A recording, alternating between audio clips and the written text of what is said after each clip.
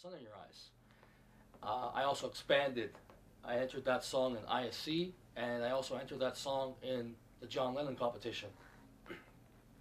So I got finalists in both of them. Well, the wonderful thing is that Sun in Your Eyes is now up this week as the E-Jazz Music Sampler, and next week people are going to get to hear Matador song, which is terrific, as is everything on your 9-song instrumental CD that you put out and you got coming online soon too. So why don't you pick up another instrument and let's hear some more music. I'm going to pick up the tubas.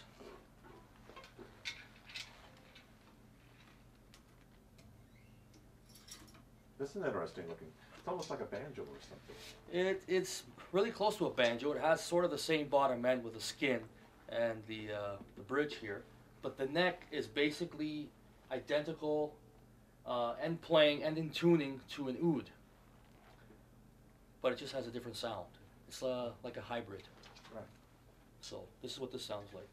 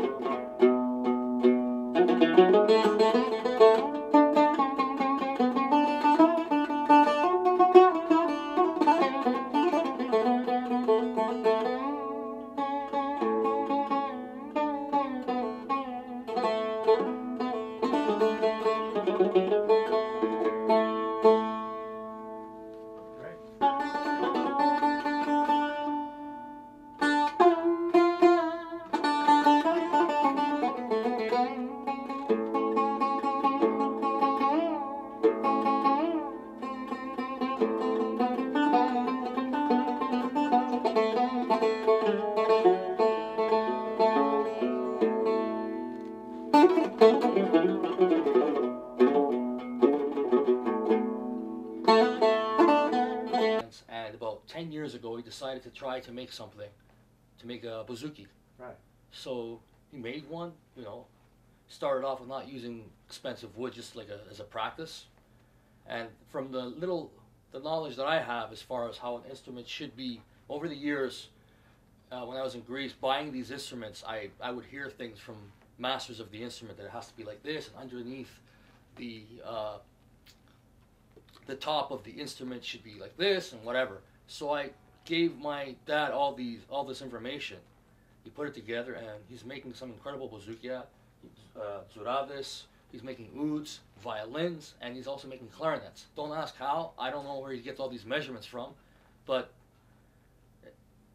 they're just amazing. The guy's not because he's my father, but That's absolutely fascinating. Now you went to Greece to live for about 16, 17 years? I was there for about 13 years. 13 years? Yeah. And studying and playing and...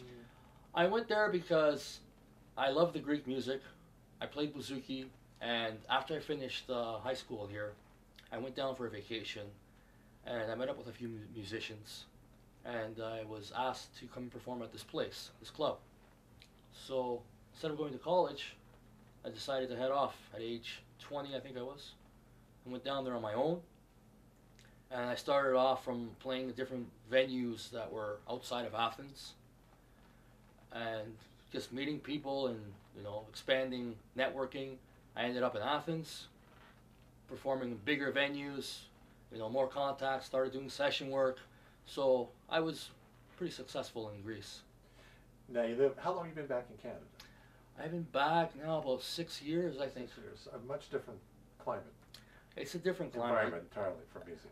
I came back, I went to the Danforth, which is basically the Greek Central of Toronto, and I started doing, my thing as far as a Greek musician. I did that for about 3 years, and everything was great. But at one point, there was something that I felt that I had to do something differently. I had to bring the music to a different level as far as what I do, so I can get out to other people besides the Greek community. And the way I found, I thought, and I think, to be able to do that is not only just play the Greek music, to incorporate a Greek flavor, a Middle Eastern flavor, a Latin flavor, and mesh it all together so it's more appealing and more easy for the listener to absorb. Now, do you find breaking out of the Greek scene and becoming into this larger venue of what we have of music in Canada, do you find that a little difficult? That there's almost like a borderline there? It's really difficult. To me, it's like I'm starting from zero again for the third time. The first time I started from zero when I went to Greece, because I was a Canadian. And although I am Greek, to the Greeks, I was a Canadian. So there was a little bit of a problem there. Not a big problem, but it's more difficult. Like, okay, you came from Canada to show us how to play bouzouki. I didn't want to do that, but I just wanted to play. But after the years went by, everything went well. After my mother passed, I decided I have to come back to Canada to be with my family. So I guess I started again from zero, because I left at a time where I was out of high school, so I didn't have very many contacts. I lost a lot of friends being away for 13 years, so I started from zero again.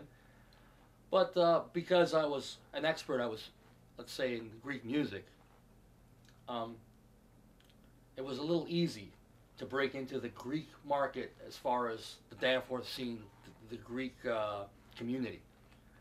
But now, going away from that, I'm not abandoning the Greek community. I'm not abandoning Greek music. I just want to mesh the Greek with other cultures to get it out there. And getting it out there in a bigger market is difficult because, one, the music might seem a little different. It depends on what the listener is used to hearing. And number two, it's a tough thing.